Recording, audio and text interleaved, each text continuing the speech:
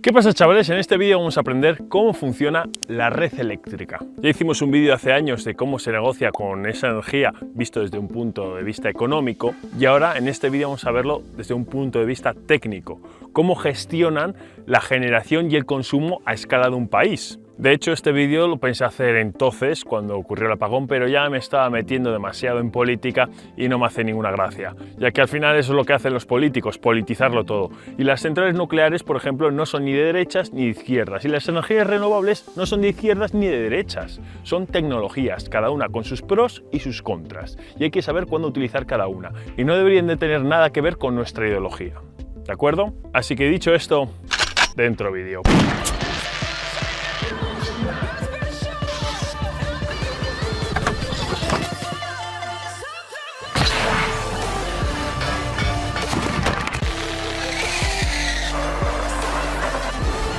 ¿Alguna vez habéis pensado en crearos una página web? Pues ahora es más fácil que nunca con Hostinger. Hostinger es súper fácil de usar, no hace falta saber programación, no hace falta saber nada. Tiene una inteligencia artificial que lo hace todo por ti. Por ejemplo, vamos a hacer una página web en la que aparezcan mis vídeos y también aparezcan mis inventos por si alguien los quiere comprar, o camisetas frikis que uso en los vídeos. Tienda de HROM.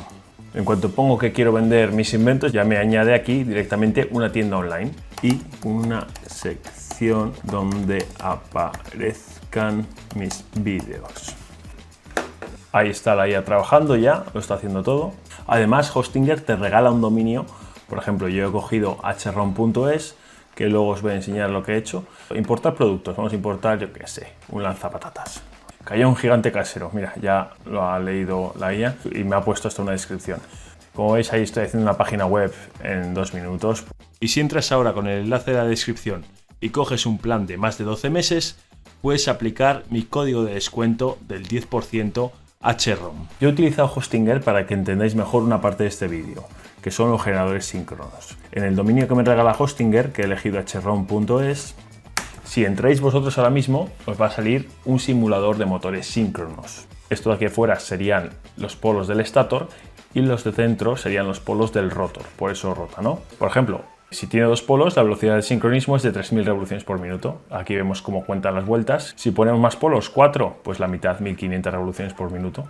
Cuantos más polos tenga el generador síncrono, más lento va a girar, más lenta va a ser la velocidad de sincronismo. Claro, esto es una representación monofásica de un generador síncrono, aquí solo vemos una fase, pero en un generador síncrono esto siempre tiene 3 fases, entonces habría 6 polos, pero bueno, la velocidad de sincronismo es la misma. Vale, vamos a aclarar unos conocimientos básicos. En nuestra casa, en el enchufe, tenemos 230 voltios y 50 hercios. Quiere decir que es una onda de 230 voltios que vibra 50 veces por segundo, ya que todo está diseñado para trabajar a 230 voltios y 50 hercios, tanto la lavadora como el cargador de nuestro móvil, como las luces LED, eso por una parte en nuestras casas. Y luego en las centrales de generación, que son las que generan la electricidad, el voltaje puede ser otro, completamente distinto, porque gracias a los transformadores podemos variar ese voltaje para transportarlo. Por ejemplo, aquí tengo una línea de 400.000 voltios, o sea, de las más altas que hay en España, y se sube el voltaje a tanta tensión para que las pérdidas por el camino sean menores. Cuanto más voltaje, menos intensidad y entonces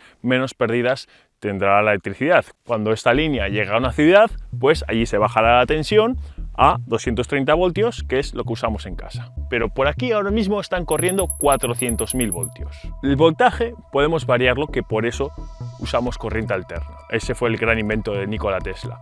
Pero a lo que quiero llegar es que la frecuencia de la central de generación y de esta línea es exactamente la misma que en nuestras casas, 50 hercios. Podemos verlo como que todo el país, o toda Europa, porque estamos conectados a Europa, o sea, absolutamente todos estamos vibrando a 50 hercios exactamente al mismo tiempo. Está todo completamente sincronizado. La frecuencia que hay en una central, por ejemplo, en Alemania, es exactamente la misma que tenemos nosotros en nuestras casas. Estamos todos conectados. Cuando sube allí la tensión, aquí sube instantáneamente. Vamos todos a la vez, al mismo ritmo. Estamos todos sincronizados.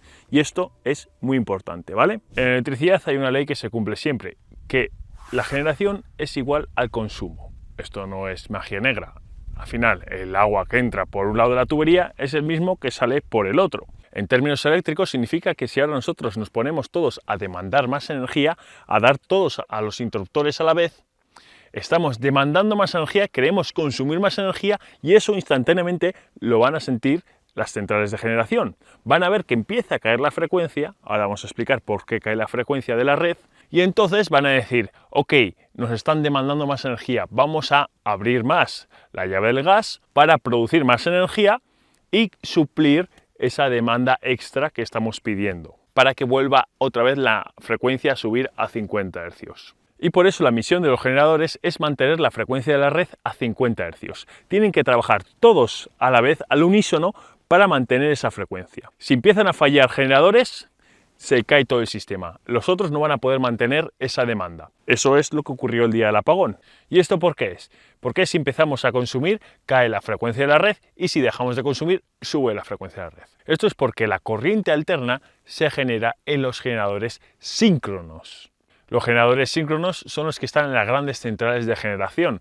Por ejemplo, en centrales térmicas, ya sea de carbón o de ciclo combinado, en centrales hidráulicas, en centrales nucleares, que son los generadores que aportan la base y la firmeza del sistema, o sea, lo que es conocido como la inercia de la red eléctrica. Son los que marcan la frecuencia a la que tiene que ir la corriente alterna.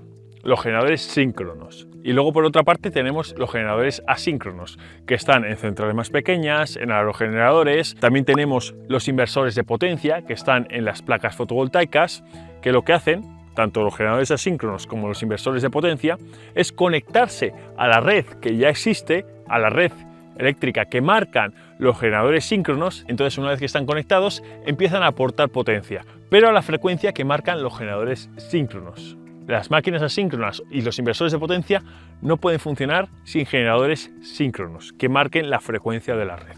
Para que entendáis cómo funciona un generador síncrono, ya lo explicamos mejor en el vídeo de máquinas de corriente alterna, os lo dejo por aquí, pero de forma muy resumida, el generador síncrono consta de un estator, que está quieto, por eso se llama estator, conectado a la red eléctrica, y de un rotor que está rotando dentro, que está imantado. Ya puede ser bien con imanes, por ejemplo en un patinete eléctrico, o con electroimanes, como por ejemplo en las centrales de generación, porque con un electroimán podemos variar el campo magnético del rotor. Al conectar ese estator a la red eléctrica, el rotor, como está imantado, va a empezar a girar a la frecuencia de sincronismo. Entonces ahora esa máquina síncrona, que ahora funciona como motor, pero girando a la velocidad de sincronismo, si nosotros queremos que funcione como generador, que aporte energía eléctrica a la red, tenemos que conectar ese rotor, por ejemplo, a un motor, a una turbina de vapor, a una turbina de gas, lo que sea que genere potencia. Esa turbina, ese motor, va a intentar mover el rotor más rápido de la velocidad de sincronismo,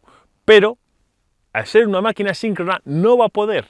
Se van a crear unas corrientes eléctricas en el estator que van a frenar magnéticamente al rotor. Que luego esa corriente que se ha generado en el estator de la máquina síncrona es la que luego consumimos nosotros en casa. Así se genera la potencia eléctrica. Entonces, si ahora nosotros, que estamos consumiendo esas corrientes eléctricas que se generan en el estator de la máquina síncrona, dejamos de consumirlas, empezamos a apagar interruptores, esas corrientes eléctricas que se generan en el estator no se van a producir para frenar al rotor, porque nadie las está consumiendo. Entonces el rotor va a acelerarse porque no hay ninguna corriente que le frene. Va a subir la frecuencia de la red.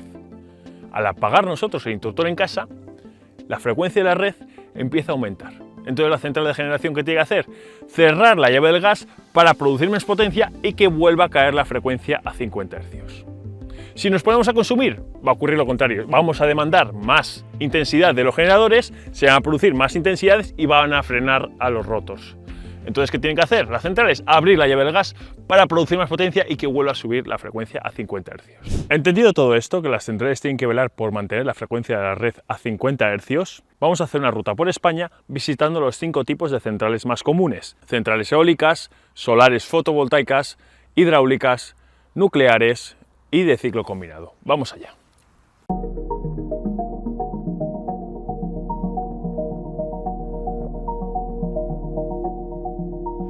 Claro, ¿qué pasa? Que los paneles fotovoltaicos, mediante el efecto fotoeléctrico, producen un movimiento de electrones, pero en una sola dirección, o sea, producen solamente corriente continua. Y para convertir esa corriente continua en corriente alterna, que es la que tenemos en la red eléctrica, necesitamos un inversor. El inversor, mediante electrónica de potencia, lo que hace es coge la corriente de referencia, la que le está llegando de la red eléctrica, y dice, vale, esta es la onda a la que tengo que suministrar la potencia. Cojo la corriente continua y la transformo exactamente la misma onda de corriente alterna. Una onda exactamente de la misma frecuencia. ¿Vale? ¿Qué es lo que ocurre? Que si en España solo tuviésemos paneles fotovoltaicos, si le llegase, por lo que sea, a ese inversor una corriente perturbada, por lo que sea, porque se han desconectado mal unas placas solares y ha caído mucho la frecuencia o ha variado, el inversor no lo va a saber, porque no tiene inercia eléctrica. Porque ya os digo, le llega una perturbación y aporta energía a esa perturbación, no es capaz de corregirla. En cambio, en un generador síncrono, en una central nuclear, en una central de ciclo combinado o en una central hidráulica, el rotor pesa 200 toneladas y está girando a 3.000 o 1.500 revoluciones por minuto. Claro, la inercia mecánica que lleva ese rotor es brutal, lleva un montón de energía. Entonces, aunque al estator de ese rotor le llegue una corriente perturbada, al rotor le da igual porque sigue girando con muchísima inercia, no va a modificar la velocidad a la que está girando. Entonces el rotor, con esa inercia que lleva tan grande, va a inducir en el estator una corriente que va a corregir esa perturbación para seguir funcionando todo a la misma frecuencia. Eso es lo que se conoce como inercia eléctrica, que en un generador síncrono al final es inercia mecánica. Las plantas fotovoltaicas aportan mucha potencia a la red eléctrica, sí, pero no generan una inercia eléctrica, no producen una estabilidad, necesitan siempre conectarse a una red existente, producida por generadores síncronos.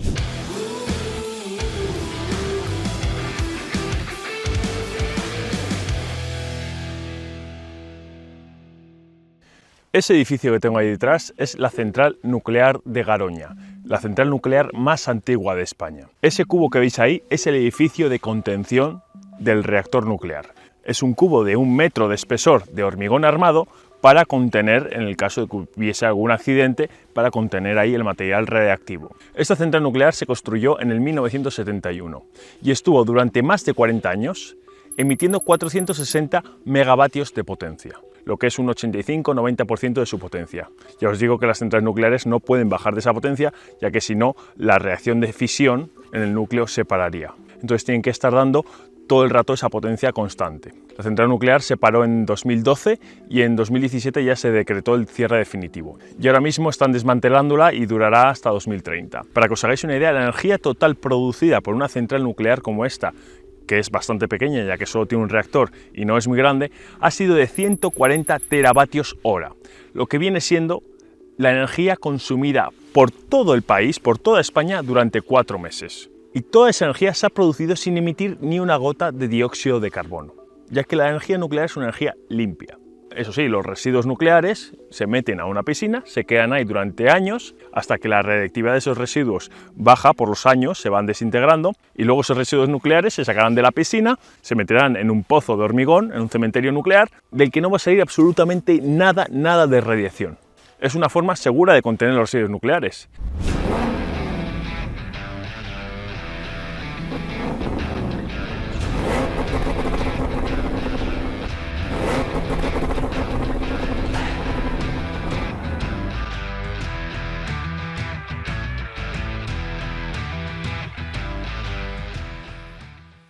Ahora mismo me encuentro en un parque eólico, no es un aerogenerador muy grande, los hay mucho más grandes y más potentes, pero es que se da la paradoja que los peores aerogeneradores, los más pequeños y menos potentes, están situados en los mejores lugares.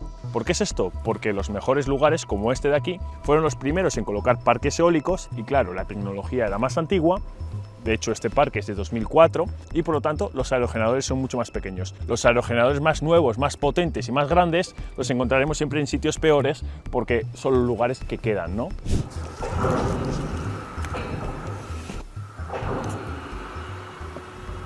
Este aerogenerador es un prototipo, es de los más grandes que hay en España y en el mundo. Es un Siemens Gamesa 6.6 megavatios y 155 metros de diámetro del rotor.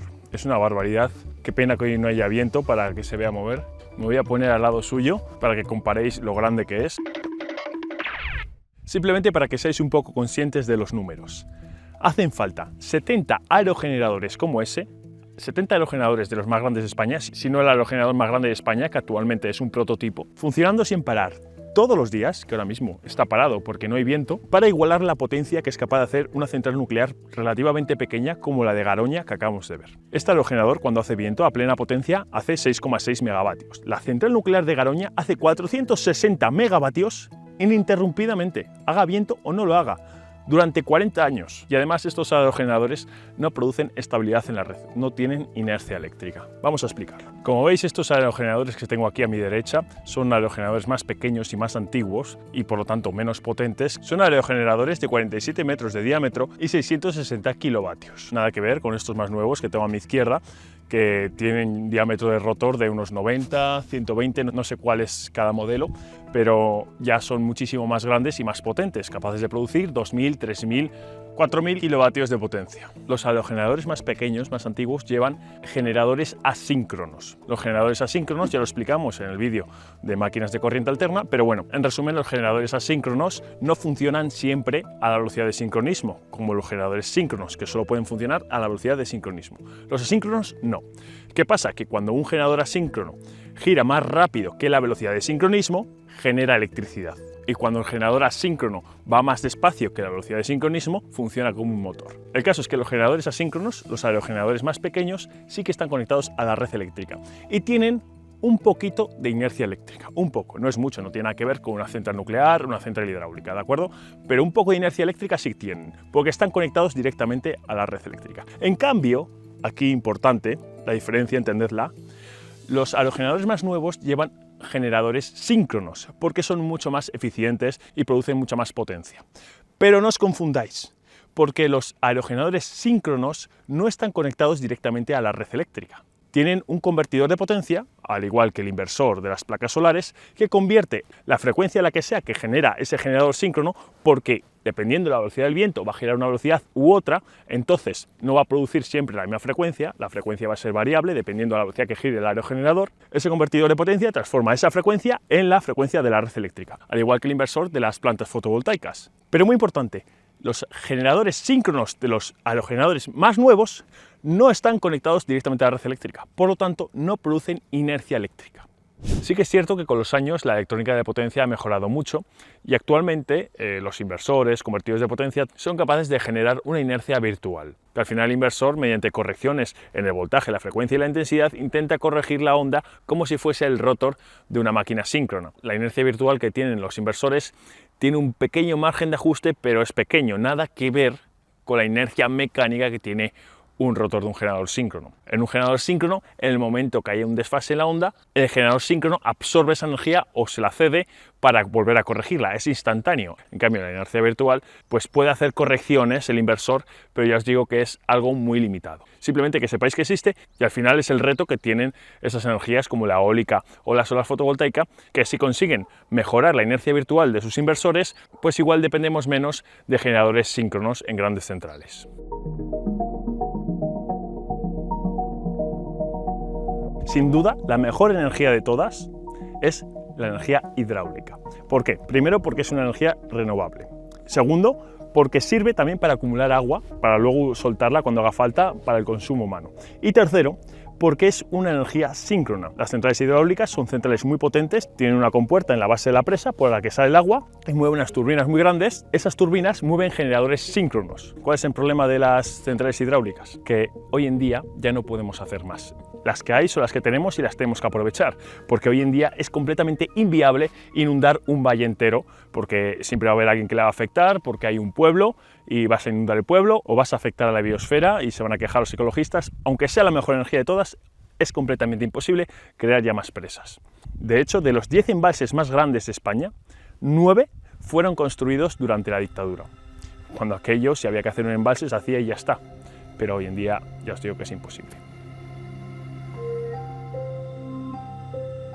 Eso de ahí es una central de ciclo combinado. Esa central en concreto tiene 2 turbinas de gas y una turbina de vapor. Las centrales de ciclo combinado son centrales que tienen mucha potencia y que encima se arrancan muy rápido. Y además son capaces de variar la potencia para ajustarse a la demanda de energía del país en ese momento, al igual que las centrales hidroeléctricas. ¿Cuál es el problema de las centrales de ciclo combinado? Que utilizan gas para producir energía. El gas entra a una turbina, como si fuera el reactor de un avión, esa turbina está conectada a un generador síncrono y los gases de escape van a una turbina de vapor que calienta agua, la hace hervir y ese vapor pues mueve la turbina que está conectada a otro generador síncrono. De hecho, esta central son dos turbinas de gas y los gases de esas dos turbinas de gas mueven una turbina de vapor. Como veis, ahí están los tres transformadores, uno para el generador síncrono de una turbina de gas, otro para el generador síncrono de la otra turbina de gas y otro para el generador síncrono de la turbina de vapor, que están conectados a esa subestación que elevan la tensión a los 400.000 voltios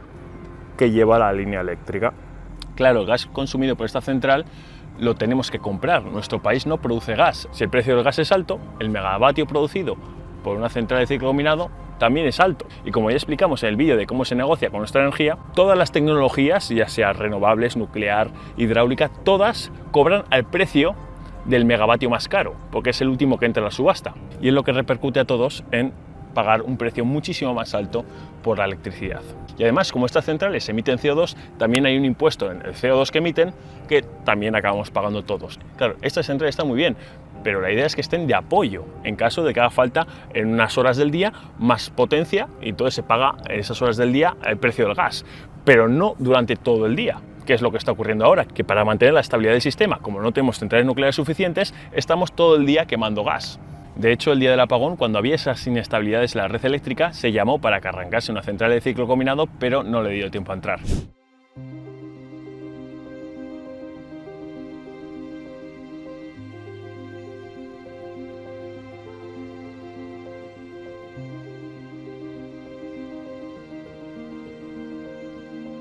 Durante los años 1970, el País Vasco tuvo una gran industrialización, que produjo un gran déficit energético. Por lo tanto, todavía en la dictadura de Franco, se puso en marcha un ambicioso proyecto para independizar energéticamente a toda la región. El proyecto consistía en crear varias centrales nucleares a lo largo de toda la costa vasca.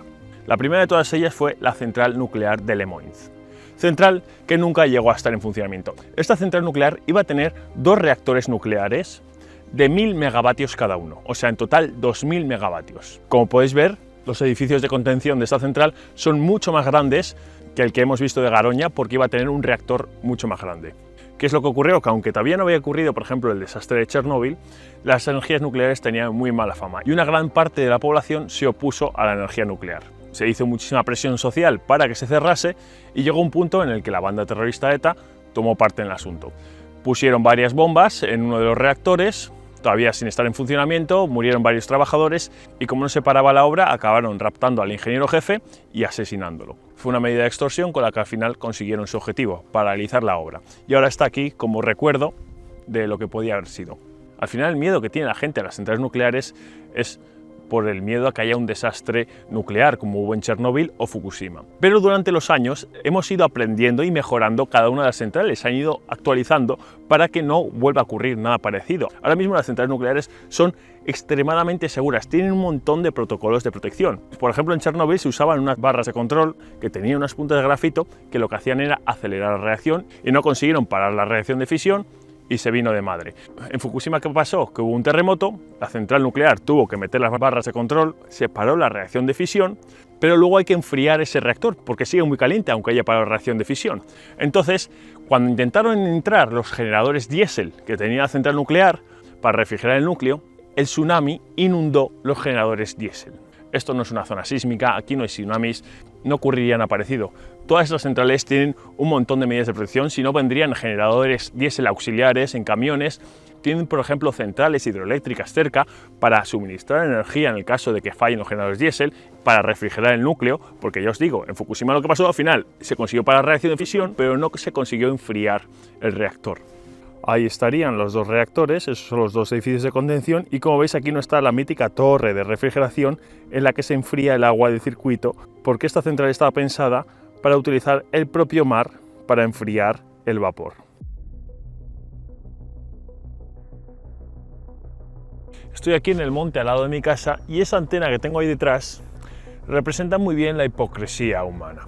Esa antena se ha colocado ahí para medir la velocidad del viento a distintas alturas, porque aquí en toda esta sierra se ha estudiado colocar un parque eólico con 15 aerogeneradores. 15 aerogeneradores de los grandes, de 120 metros. ¿Qué es lo que ocurre? Que la gente de la zona se ha quejado porque no quiere ver aerogeneradores gigantes en el monte. y se ha argumentado que esto es una zona de paso de aves que puede afectar a la vida salvaje, ¿no?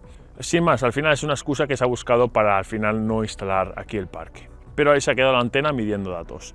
Claro, a mí tampoco me apetece ver en lo alto del monte aerogeneradores, pero tampoco podemos ser hipócritas. Queremos energías renovables, pero que se las pongan a otro y a mí que no me las pongan.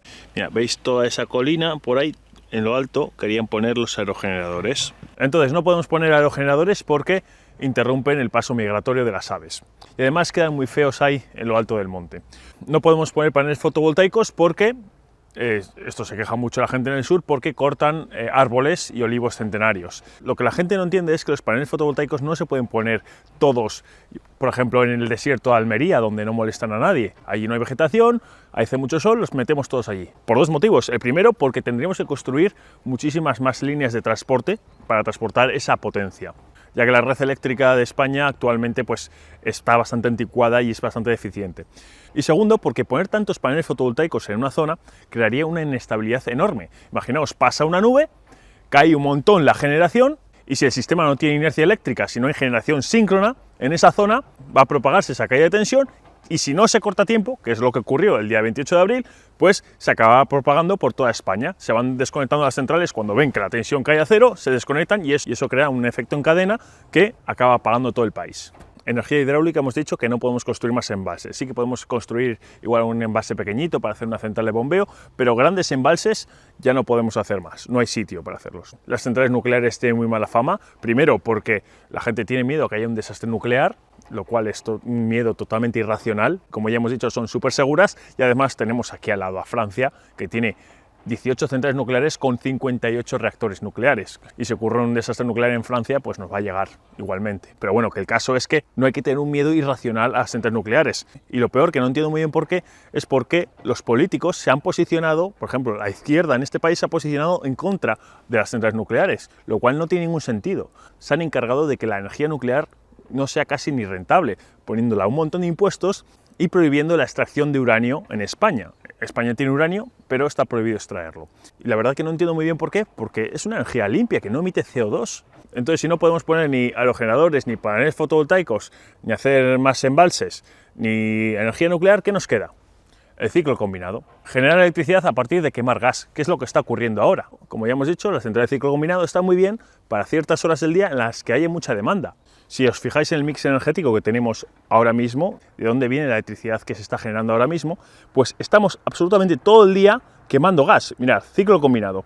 Todo el día estamos quemando gas. Esto se hace para mantener la estabilidad de la red, ya que no tenemos suficientes centrales nucleares para hacerlo. Entonces, al final, queremos ser muy verdes, comprarnos un coche eléctrico para no contaminar, pero el coche eléctrico se carga con gas. Y además todas las tecnologías cobran al precio del gas, que es carísimo. Y la mejor solución de cara al futuro, por la que apuestan la gran mayoría, la inmensa mayoría de los ingenieros, para suplir la gran demanda que va a haber, sobre todo con los coches eléctricos, que encima los políticos nos lo están metiendo con calzador, es sí apostar por las energías renovables, tanto eólica como solar, y no quejarnos por tonterías como que es un paso de aves, pero siempre acompañadas por la inercia y la firmeza de la energía nuclear. Y actualmente en España pues tenemos muy poca energía nuclear. Y esto ya, en mi humilde opinión, creo que la energía nuclear habría que fomentarla más, pero está complicado porque es un tema muy politizado, lo cual no tiene ningún sentido, ya que es una tecnología como otra cualquiera. Hay muchísimas centrales nucleares en el mundo, se han mejorado y se han investigado muchísimo a lo largo de los años y actualmente es una tecnología extremadamente segura. Y nada más, espero que os haya quedado claro cómo se genera la electricidad, cómo se gestiona todas las tecnologías, que todas son importantes. Y eso, espero que os haya gustado el vídeo. Si es así, por favor, déjame el like, que me ayuda muchísimo. Suscribiros si no estáis. Y hasta la próxima.